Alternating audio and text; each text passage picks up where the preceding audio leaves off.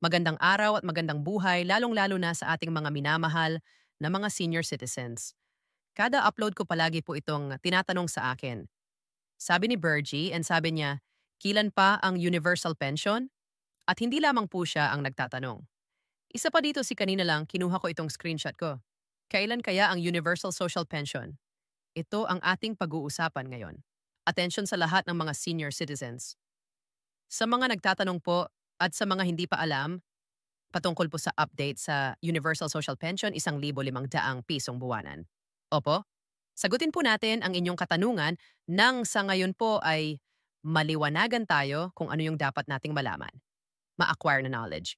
Alam ko yung iba ay napakinggan na ang balita patungkol dito, pero marami pa ang bagong mga senior citizens na tinatanong ang content na ganito kung ano na ba daw yung update sa social pension or universal social pension. Siguro marami silang nakitang mga vlogs and they are curious what's next or what is the progress about the universal social pension. And here I am right now. Gusto kong ipaliwanag sa inyo ng klaro na sa gayon, wala po tayong tinatago na mga hidden charges, hidden knowledge, or hidden na mga information patungkol dito. Kaya naman bear with me until the end dahil atin pong pag-uusapan ang bagay na ito.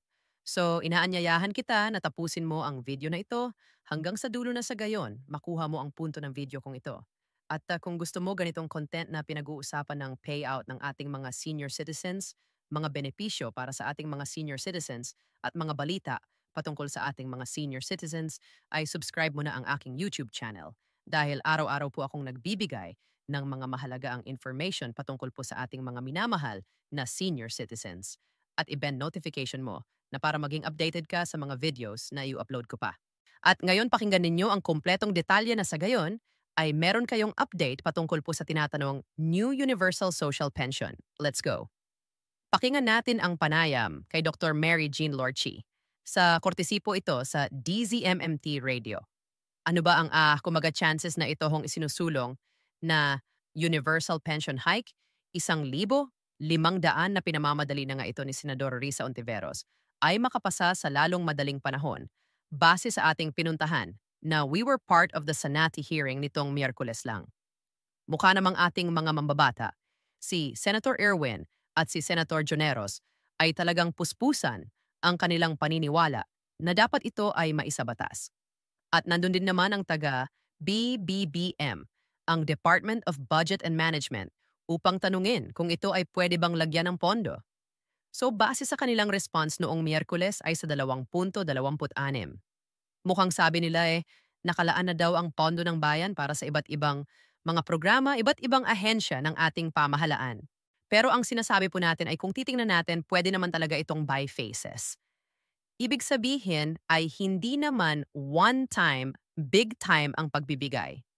Pangalawa, kung titingnan po natin yung current status ng 1,000 ibinibigay sa tinatawag na indigent na population ng Pilipinas, more than 4 million Filipinos are recipients to that. So kung gagawin natin siyang universal social pension, ang mangyayari currently, we have more than 10 million senior citizens all over the country. So parang may balancing 5.5 milyon na dapat bigyan yan. So gumawa din tayo ng computation na sarili natin sa NCST kasama doon sa aming position paper na ibinigay sa Senado. Makikita naman natin na kung talagang paglalaanan siya ng pondo, pupwede naman talaga yon. May computation po kayong sarili sa NSNCSC. Ano ho? Opo.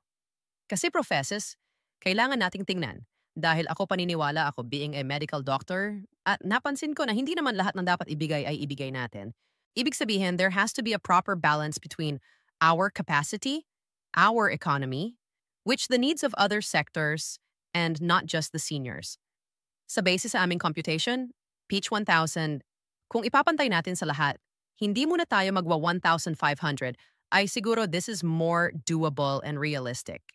Mister, so yun ang inyong sinusulong kasi nga universal Kumbaga wala tayong i-discriminate na sector no po ng senior citizen kung magiging universal, kung magkanong ma-approve all sector, all classes of people. Number.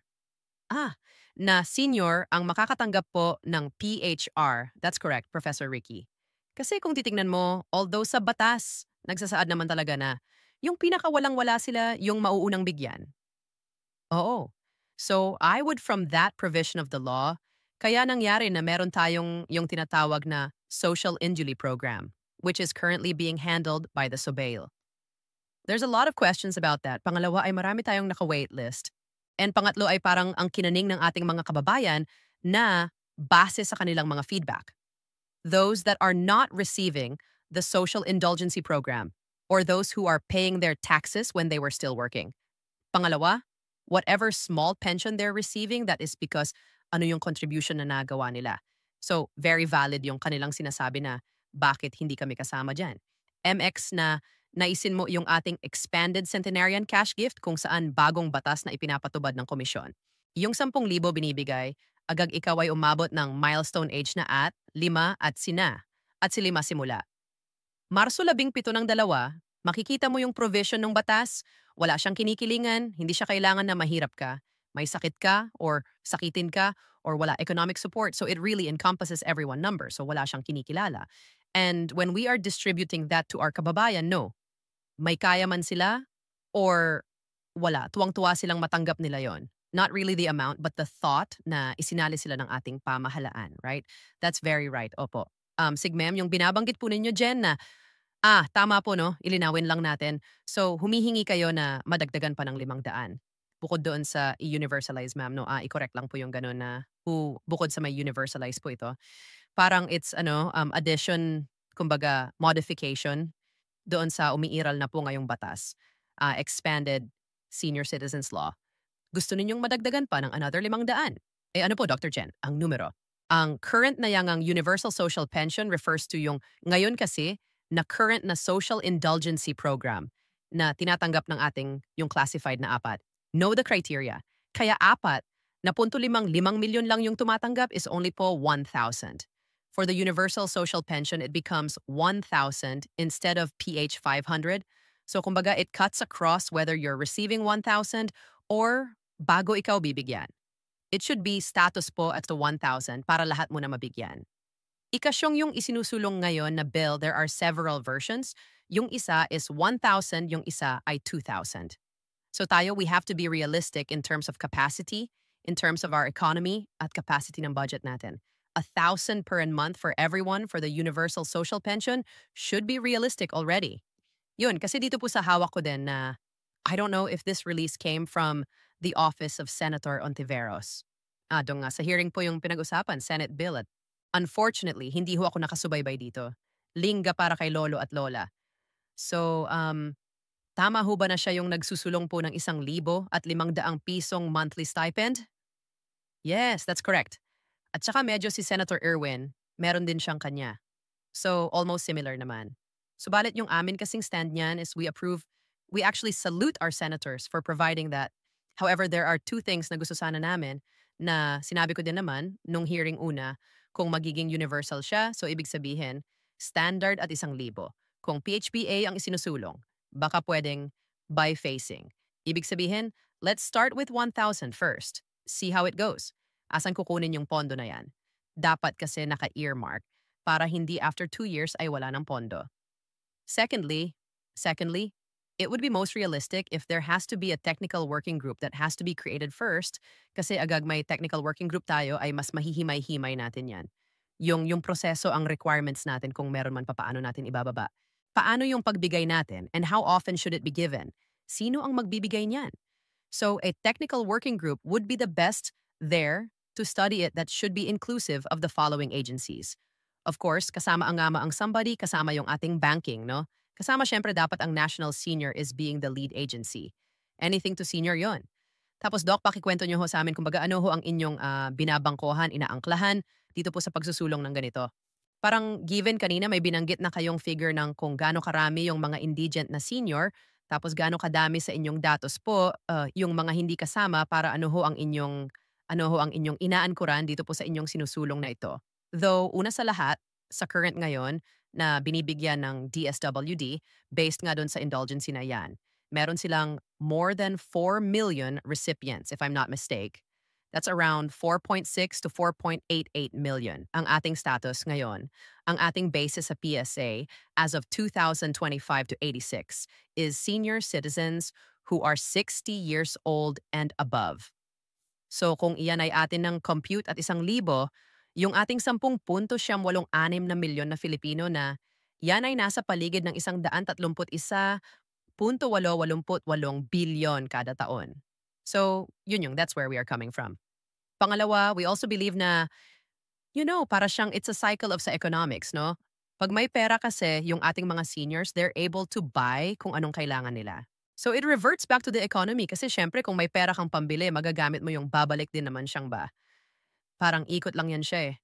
So that's the purchasing power of whatever amount ibinibigay sa kanila.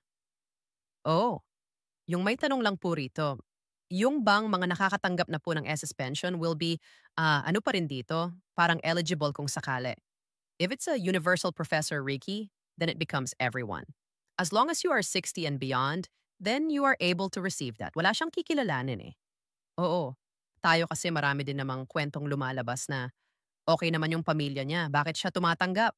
Bakit ako 5 taon na naghihintay na walang-wala? Bakit ako walang tinatanggap? So it all goes back to being inclusive with no senior being left behind. However, kailangan siguro natin i-strengthen ang datos. So I always believe that the data, the registration, the regry should be put in place. Yeah, agree din ho ako dyan 100%.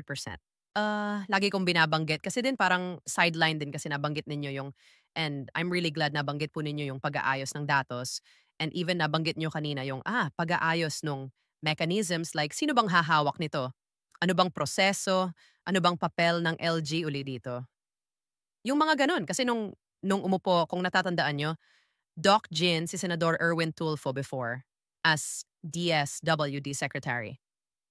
Yung isa sa ewan ko hindi natulog kasi tumanggap din ng maraming criticism even sa social work profession, DSWD itself, no? Kasi kulang daw sa tao eh. Yung ito ay mawala sa kamay po ng LGU. Kasi parang ang nangyayari na politicize eh. Ano ho bang sa NSNCSC? Ano bang inyong kwan dyan? Ano? Ano bang inyong assessment po? Kasi tama kayo kahit nung nabubuhay yung nanay ko. Yun yung isang issue ng mga senyor eh. Yung pamamahagi yung ang tagal makra. Hirap na hirap yung mga indigent senior sa pagkobra sa munisipyo kasi walang nag-a-assist. Ano bang sitwasyon diyan, Dosen? Sa lahat, Professor Ricky, ang may hawak kasi sa ngayon yan ay ang ating kapatid no, sa DSWD. So I cannot speak for themselves. But what I can say is this based on our experience sa NCSC with the implementation of the expanded centenarian cash kit na 10,000 plus the centenarian of 100,000 to 100 years old. Kami kasi ang humahawak with the schedule. So we collaborate with the LGUs and then yung mga tauhan natin sa ibaba, after verification and validation, nagsischedule tayo ng payout natin. So kami mismo, ang mga tauhan natin, ang gumagawa niyan sa kadahilan na ayaw natin makollege siya kasi it's a national subsidy or reward. So, mahalaga siguro concept na because a national program, it should never in any way be politicized. Dahil din naman yan sa pera ng taong bayan na sana ay marami tayong nakuhang magandang balita ngayon sa aking ipinakita sa inyo. At yun po ang update patungkol po sa Universal Social Pension. Maraming salamat po sa panonood para po sa dagdag na balita. Please subscribe my YouTube channel dahil araw-araw po akong nagbibigay ng magandang balita po para sa ating mga citizens. Ako po muli si Relano. Maraming salamat at paalam. M.